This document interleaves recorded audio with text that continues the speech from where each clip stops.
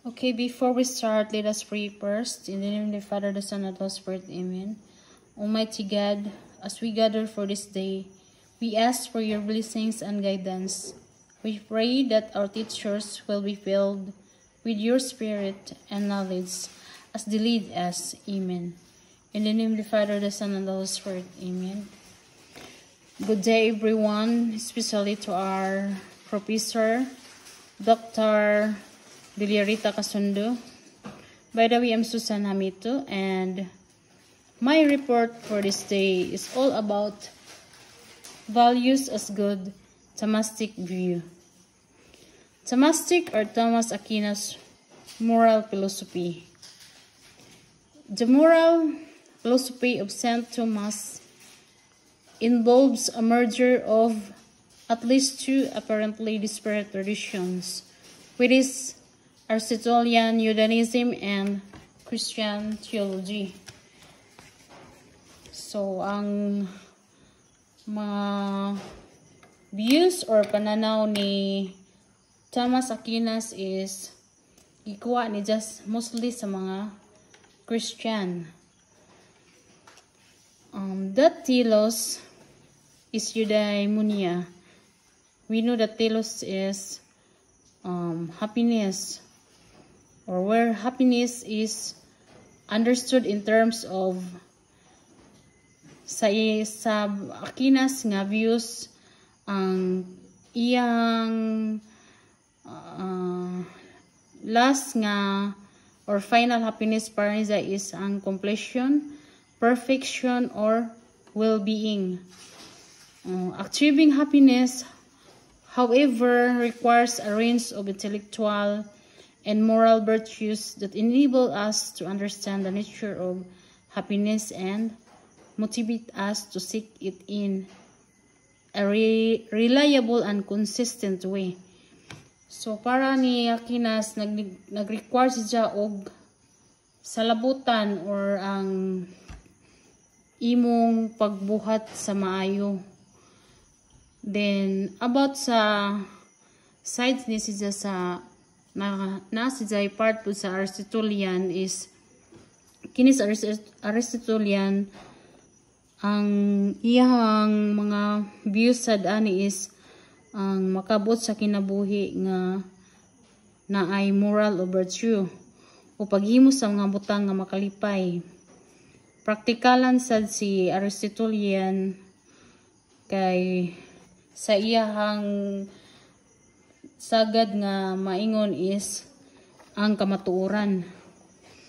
It relates to our sociological aspect by doing bad means so that we can achieve a good purpose and outcome. So para ni Aristotle, nalakbitan man dani is kung maayo ang imong purpose, so makuha sad nimo ang maayo nga outcomes. On the other hand, para ni Aquinas, ang final happiness consists in beatitude or blessed. Kung makakabot na nimo, diba, blessed, then naa ang enlightenment, so kahayag or supernatural. Supernatural is naatay paglaom, pagsalig og charity. Charity is kanang gitawag na og kawang gawa or imuhang kabubuton nga buhat dili ka ingon nga magpaingon-ingon ka imong kabubuton with the union of God. So dili sad nato makabot or para ni Aquinas ang kalampusan kung wala ang Ginoo. So for this reason, we not only need the virtue, so dili lang ang puro rata pang lantaw, so naa magkinahanglan gyapon ta ang Ginoo. So we have the moral philosophy of Aquinas. First is metaethics. Aquinas' metaethic views are indebted to the writings of several Christian thinkers.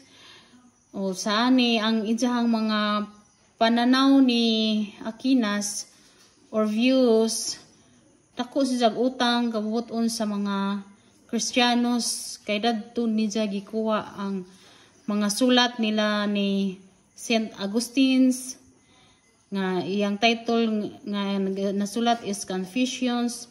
Saint Wittius nga title sad nga De Hebdomadibus, and perhaps Saint Anselm's of Monologium.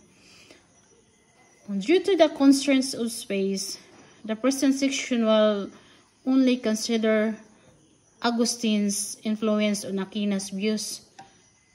So, ang nakonsidera na adani nga na-influence ang kang Saint Augustine's.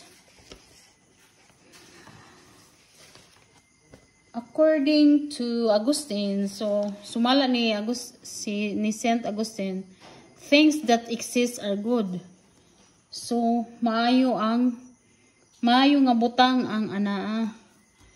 This claim is meant to express a basic metaphysical idea, namely, that if something exists, then it necessarily has some degree of goodness. So, ang mga naa, automatic siya nga naa diha ang dako nga kaayuhan. So we can divide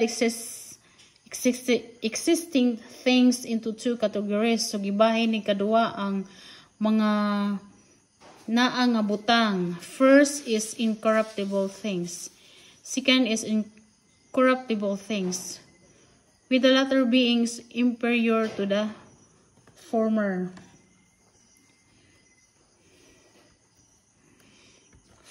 So, ang incorruptible, as they say, ang incorruptible is meaning cannot be made worse or cannot lose whatever goodness it may have.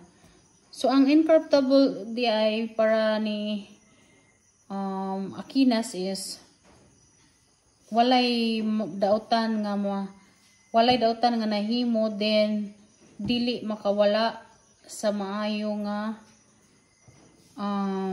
dili mawa ang mga kaayo nga binuhatan. Well, corruptible is it can be worse. So diya mas grabe kung diya na belong sa corruptible kay divide man into two existing things.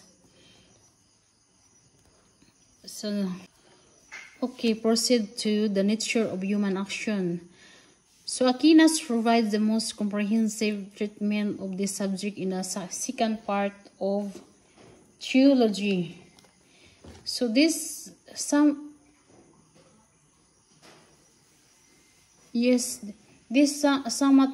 Theology is gisuwat ni Aquinas yadtong 1485. Muna'y pinaka-best no nga work ni Aquinas nga naa diha ang kadayang gisuwat nga Sacred Doctrine, the One God, the Blessed Trinity, Creation, and the Angels. So he explains that reason is comprised of two powers. So naa diya ang reason nga mga power. First is cognitive. We know that cognitive is to know and understand, or intellect, salabutan. Second is appetitive or kabubuton, will.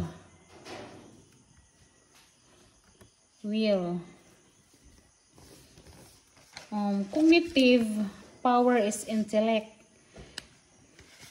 Or kung balikon is cognitive is which enable us to know and understand and enables us to apprehend the goodness a thing has.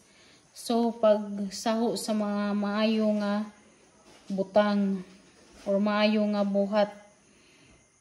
Then the appetitive power of reason is called the will. So kabubuton, si Aquinas nag-describe nga ang will is a native desire for the understood good. So diha ang kabubuton sa pagsabot sa maayo. Next is the cardinal views. The cardinal views, Aquinas offers several definitions of virtue. According to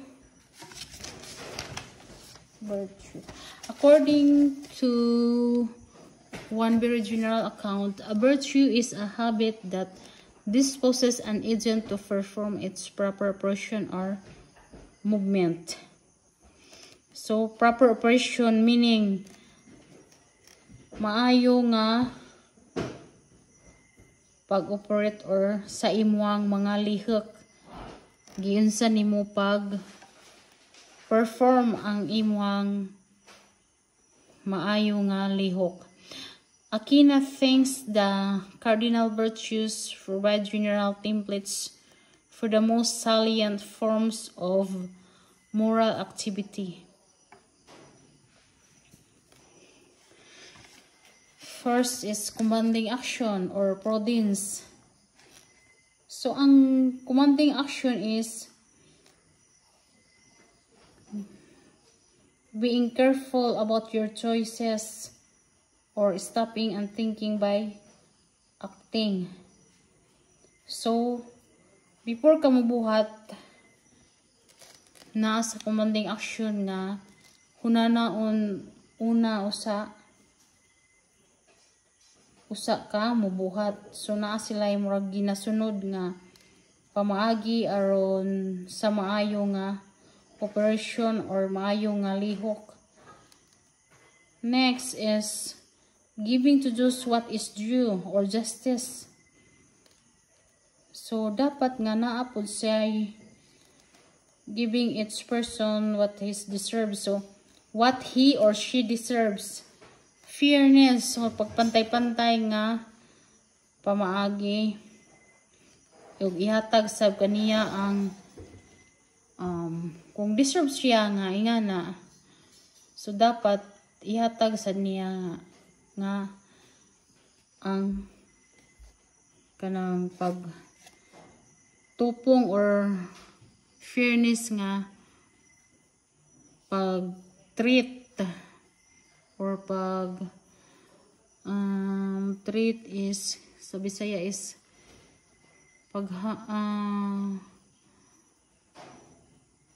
pagdala or pagdala nga pantay ang pagdala. Next is curbing the passions or temperance. So from the words temperance, temper. So pag hold sa imong temper, which is kanang anger, nasuko ka. So dapat naa siya kabaw ka mupugang sa imong kaugalingon. Control over excess. So dili magpadala sa kainit. And the next is strengthening the passions against fear or courage. So naa sila'y panlaban ana sa mga mahadlokon. Dapat i-encourage aron mawa ang kahadlok so that we might endure harrowing circumstances. So makaharong or makabauta modala sa mga pagsulay. So inga na ang gina-practice usa sa mga panlantaw ni Aquinas sa una. So next is the last is natural law. On this view, natural law is an extension of the eternal law. So for by its God ordains us to final happiness by implanting in us both a general knowledge of an inclination for goodness. Aquinas thinks inclination of goodness or implanting in us both general knowledge and of an inclination of goodness, panglantaw nga hangtod nga balaod or kinatibuk ang kaalam o pagtanom sa maayong buhat. So diya ang natural law, paghimo sa maayong buhat. Aquina thinks that moral perfections is synonyms with achieving our final end. He construes that end in terms of beatitude or supernatural union with God. So ganiya, beatitude is blessing or enlightenment. Supernatural is ng pagsalig, paglaom o charity or kawanggawa nga naasad ang pagsampit sa Ginoo. In keeping with Christian teaching, he also acknowledges that we cannot achieve beatitude solely by means of our own virtuous efforts. Aquina's argument for this claim is as follows. The happiness to which we incline is of two sorts: incomplete happiness and complete happiness. Incomplete happiness means is a state we achieve by means of our natural human aptitudes. Through them, we can cultivate some measure of virtue and, in turn, to be happier than we should be otherwise. Perfect or complete happiness, however, lies behind that we are able to achieve on our own. Thus, Aquinas insists that it is necessary for man to receive from God some additional habits whereby he may be directed to supernatural happiness. Kung naang nagamit ang moral, so makabot ang katapusan or final and complete or perfect nga kalipay. So that will be my report for today. Thank you.